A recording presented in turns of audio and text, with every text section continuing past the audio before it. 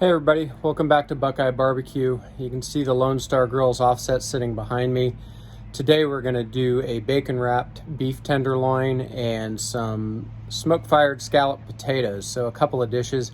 So thanks for joining. Appreciate you being here, and we're going to go ahead and get the smoker fired up and take you back in time for the preparation of the tenderloin as well as the potatoes. So we'll see you in a few minutes.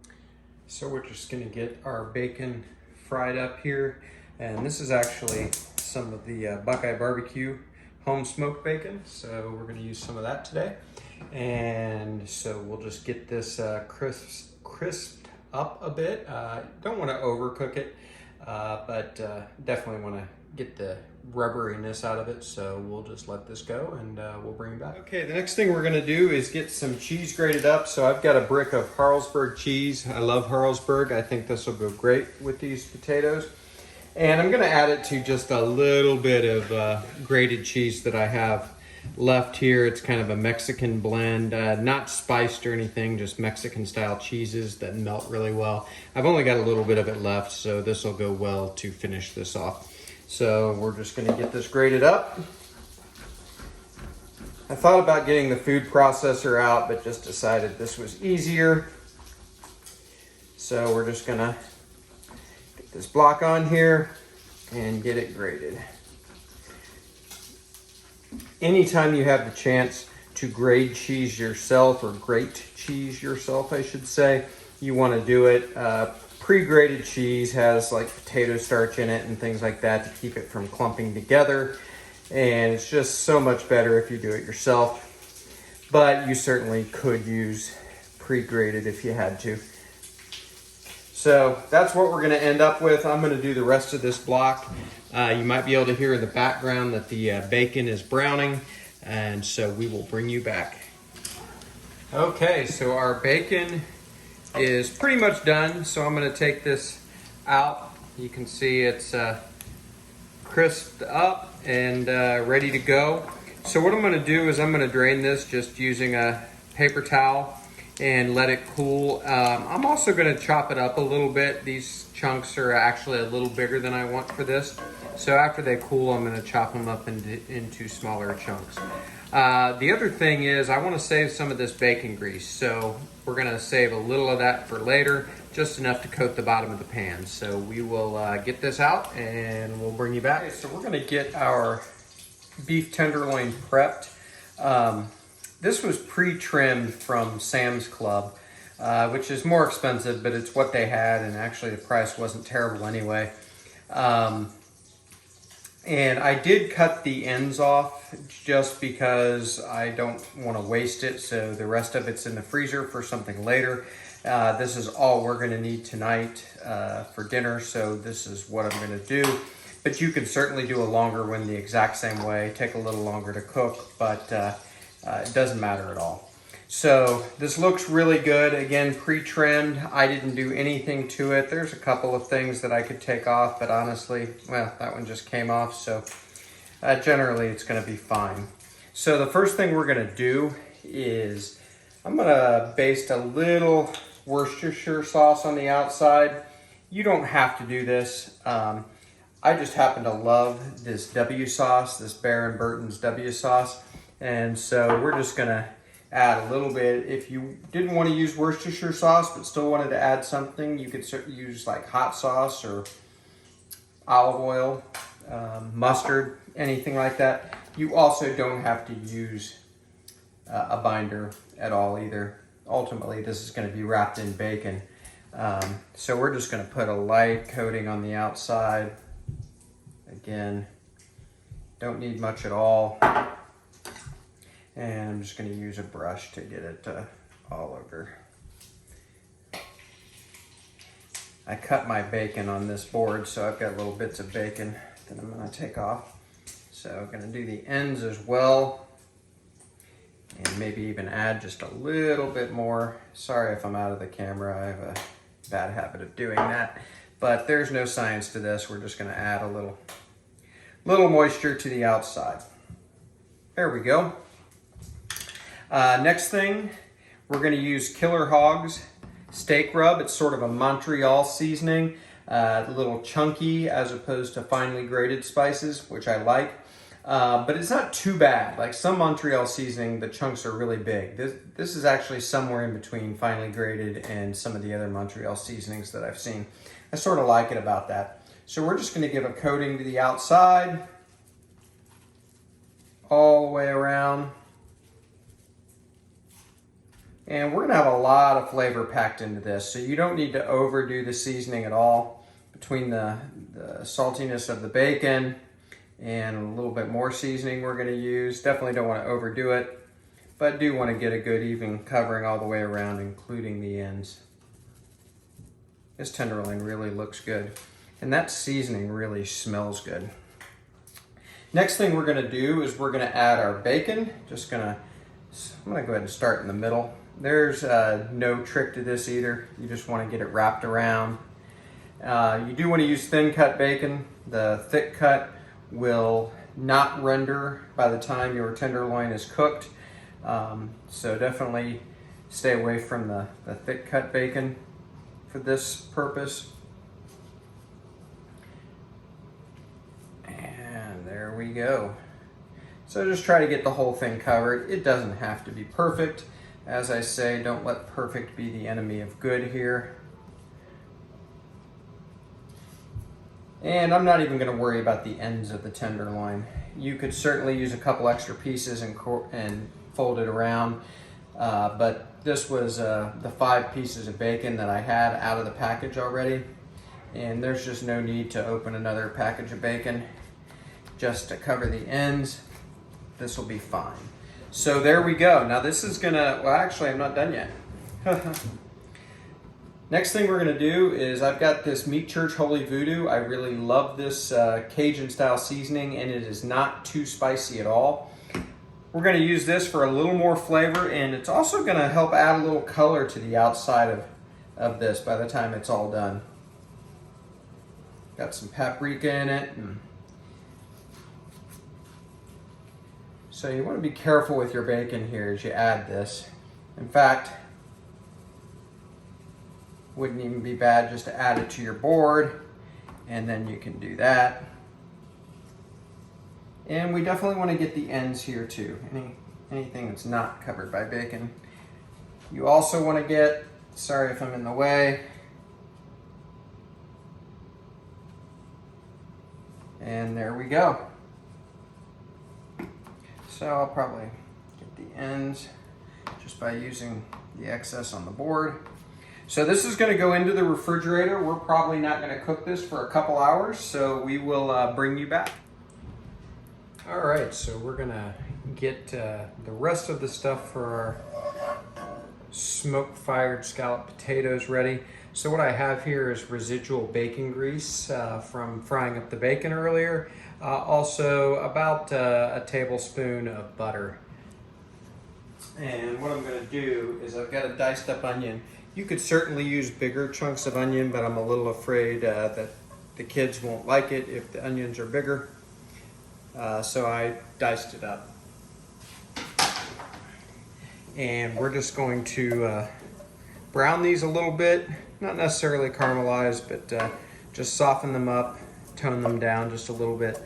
And so that should only take a few minutes. So we'll bring you back here in a minute or two for the next step. Okay, these onions are about where we want them. It's really only been about 2 minutes. They'll continue to cook just a little bit more, but again, I'm not looking to really brown these that much.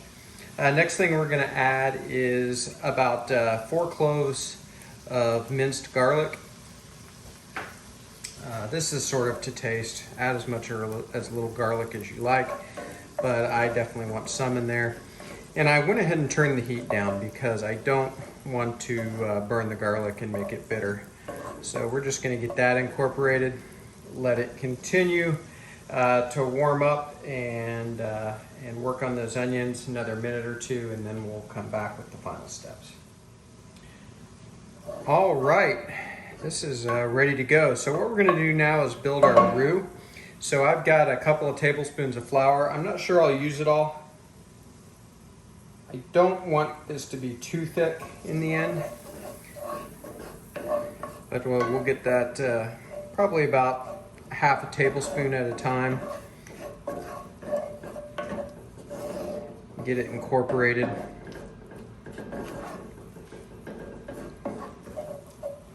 And we still want it to be blonde. I don't want it to be too dark. Probably need a little bit more flour. Do another half tablespoon, something like that. Cook that rawness out of the flour.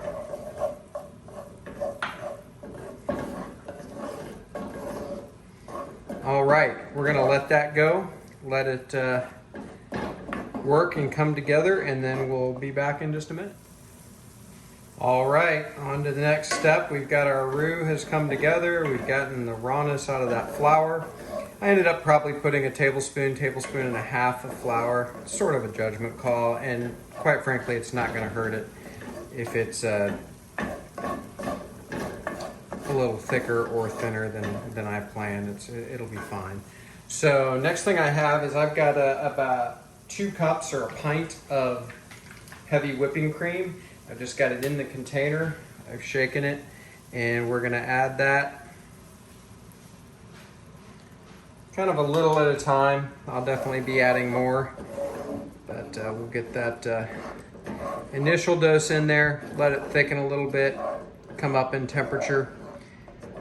Of course, like anything like this, it'll have to come to a boil to realize its full thickness. But again, I don't want this super thick, so we're gonna add enough liquid so it stays reasonably thin. Definitely don't want to burn the heavy whipping cream here, so we're gonna keep it moving around. All right, this is thickening up. I was gonna cut and come back, but why don't we go ahead and add a little more whipping cream.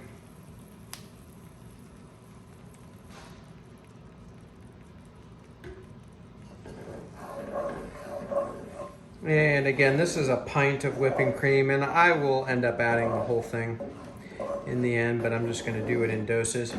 So at this point, we'll let this thicken up just a little bit, come up in temperature, and we'll add the rest of our heavy whipping cream, and then we will bring you back. All right, down to the last steps of getting this ready for our scalloped potatoes. So what I have is about a half a cup of grated Parmesan Reggiano cheese, and I've added just some dried parsley flake to that just for convenience. So we're gonna dump maybe about half of that in. There we go.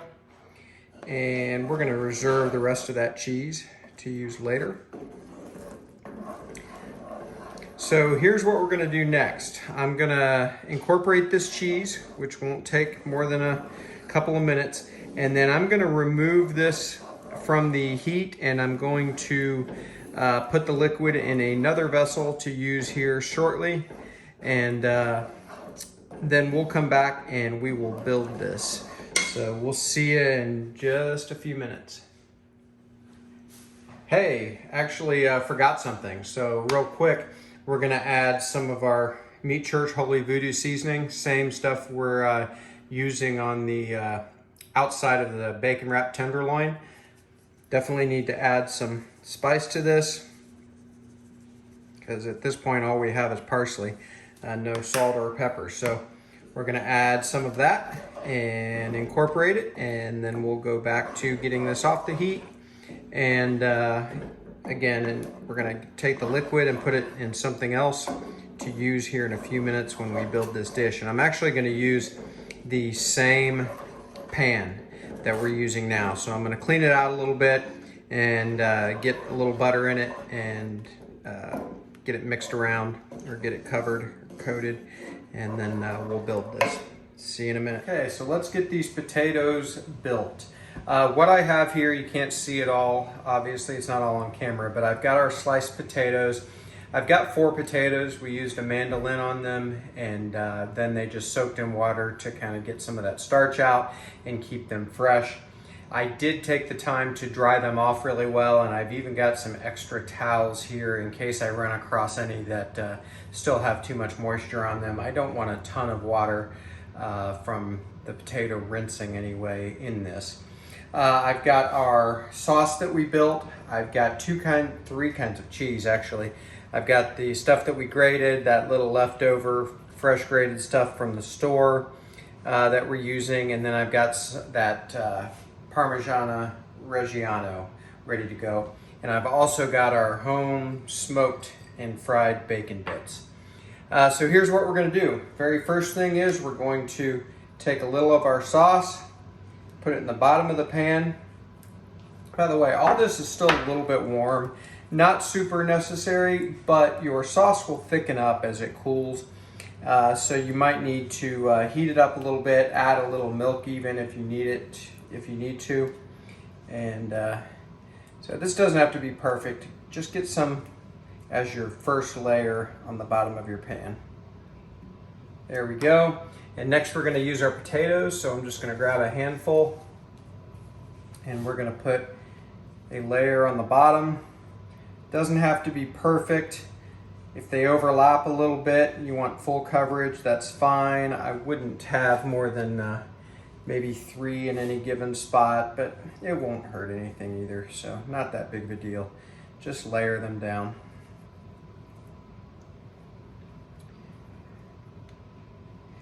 Be interesting to see if we end up using all of these potatoes, or if it's gonna be enough no matter what, because I'll just stop when I run out, but we might have some left over too. All right, find a smaller 1 or 2 there. There we go. And next thing we're gonna do is we're gonna add a little more of our sauce. Spread it around a little bit. Again, don't let perfect be the enemy of good, just get it on there. It will spread out as it heats up, so you don't feel like you have to paint everything with it and get full coverage. But if there is a spot or 2 that's kind of light, go ahead and add a little more, that's fine. All right, next we're gonna add a few of our bacon bits. And I'm gonna plan on at least 3 layers, so I wanna kind of be careful not to use more than 1/3 of any given ingredient so I can build all of these layers together. So now our grated cheese. And you want to have some of the cheese left over for the top as well, so keep that in mind. All right, and now some of our Parmesan. And one thing to keep in mind is if you do use Parmesan, and you certainly don't have to, but it does have a saltiness to it, so you want to have that in mind as you add your seasoning. I did taste that sauce as I was adding that Holy Voodoo, and it's fine. It's not over seasoned at all. It tastes great. So I am not at all concerned about over seasoning. And certainly if somebody wants more salt, they can add it to their serving. Totally fine. But will be tough to undo it if you over season, so be careful. Okay, so I'm gonna get these next layers done. I won't keep you here for all of this. I think you get the idea. And then we'll show you the finished product and talk a little bit about the cook here in just a few minutes. So we will bring you back. Okay, so we built our final layer. I added the rest of the sauce, which wasn't much. And now I also added the Parmesan cheese, and now we're gonna add our grated cheese.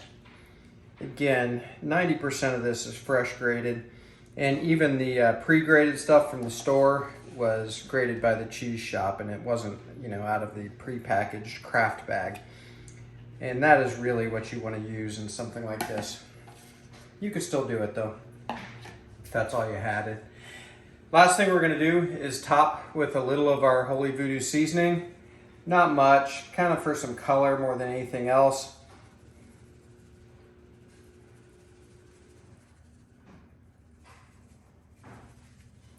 right, there we go. So we're gonna get this, get the smoker lit. Well, I'll talk about how we're gonna run it once we get out there. But this is ready to go, and we will see you in a few. So I did a brisket last weekend, and I saved the butcher paper that I wrapped it in, and we're gonna use that to start the fire. So I've got that below the grate, and I'm using Kingsford hickory briquettes, at least to start this fire, but I will be adding some hickory chunks as well. But a lot of this heat is going to come from the charcoal. So let's get her lit up.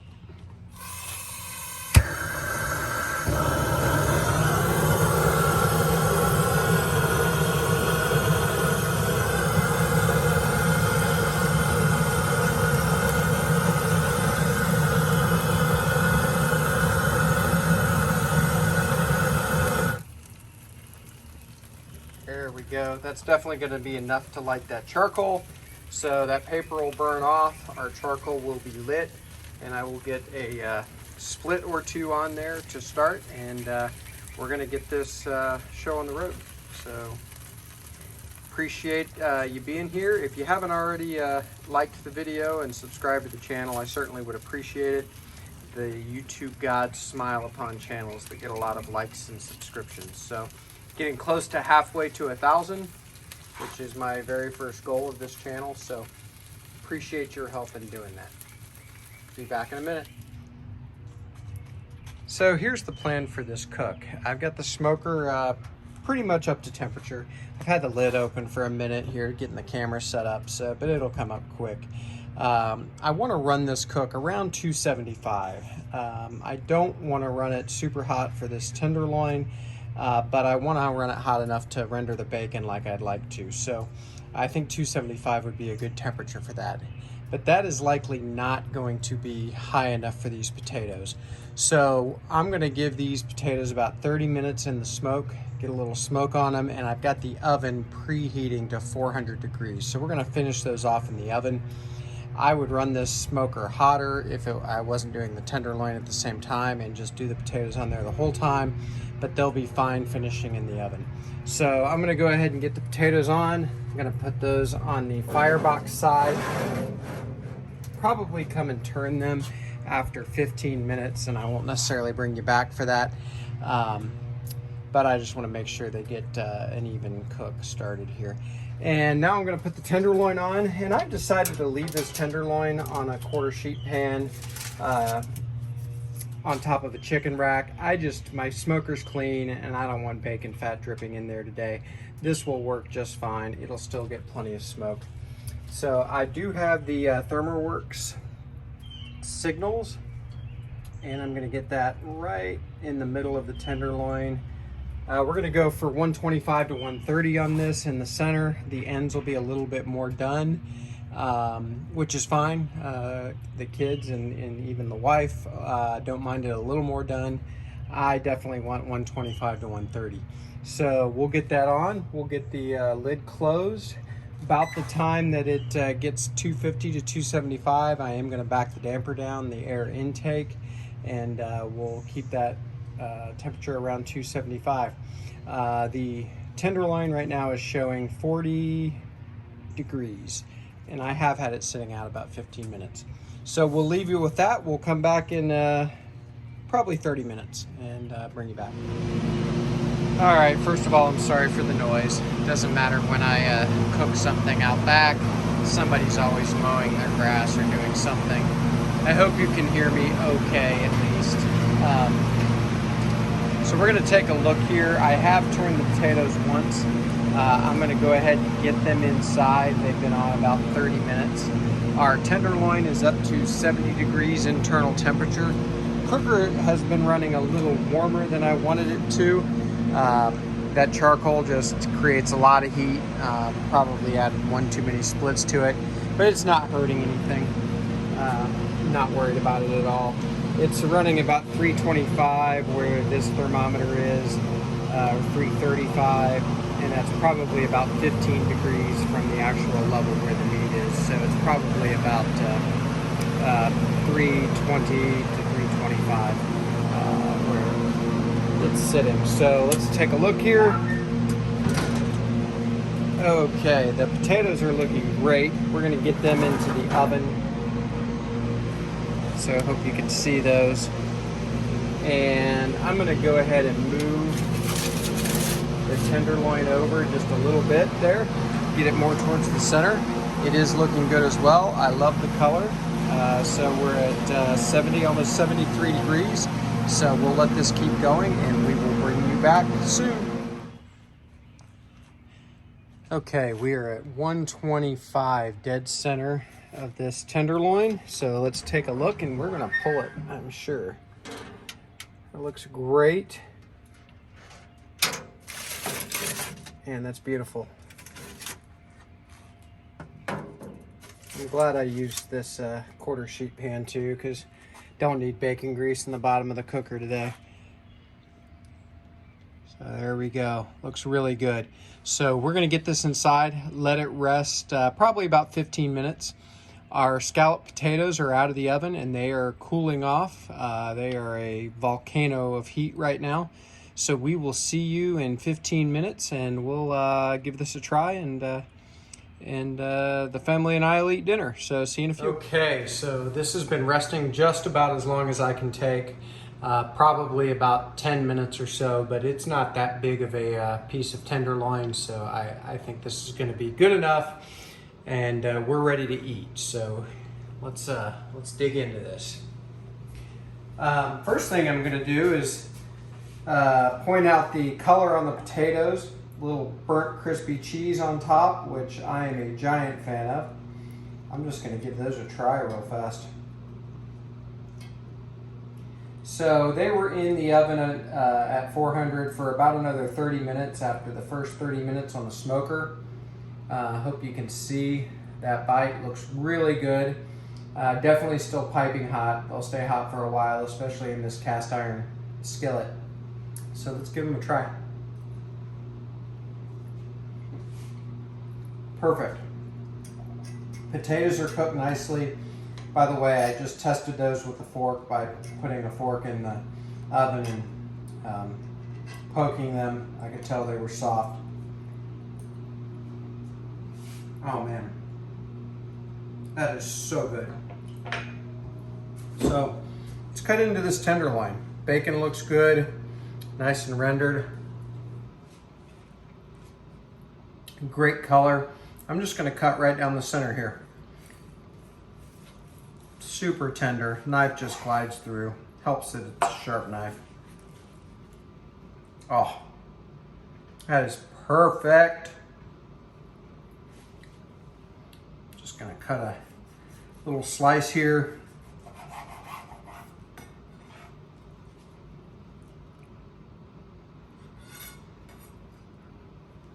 Man, that looks good too.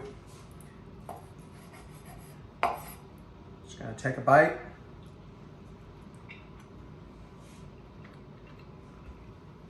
Oh man, that is tender. So good.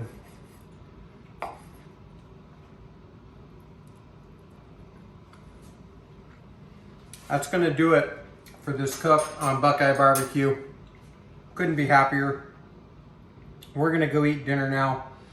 So thank you very much for joining us here. Please do me a favor, like this video, subscribe to the channel. I'd greatly appreciate it.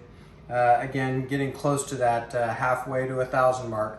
So thanks again. We'll see you next time.